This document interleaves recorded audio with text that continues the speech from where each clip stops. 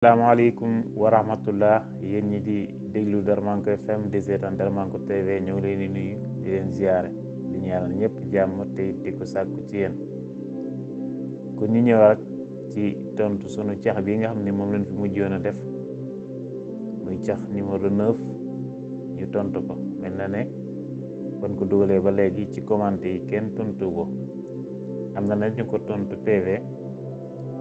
ku ci mel ne Gora Diagne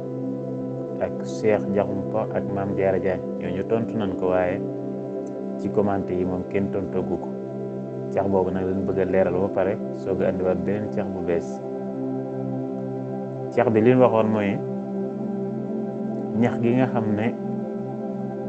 boo bëggee tudd aw turam da ngay jël baat bi nga xam ne moom la ñuy wooye mala yoo xam ne si yu ci bari dañ ko yar ci kër gi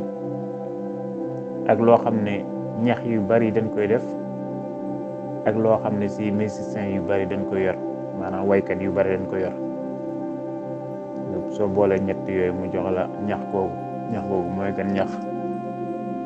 ñax boobu mooy celaw liit boo ko bëggee wax da ngay wax ca xam nga béy moom boo koy woo ca nga koy wooye xam ngeen ne ñaxit yu ci bari dañuy law ak liitit maanaam waykat yu bari dañ ko yor kon kooku loolu mooy tekki bi ñu ngi jaajëfal ñëpp nag ñi nga xam ne jot na noo dugal ay commentaire dëgg ñooñu ak ñi nga xam ne it wax dëgg yàlla boobu bale ñu ngi ciy jéem kon nag xam naa dañ leen indi cax bu bees bi rek tey incha allah kon ñu andi leen cax numéro 10 cax numéro 10 bi mooy li nga xam ne si dama la koy laaj ay yoon ci bis bi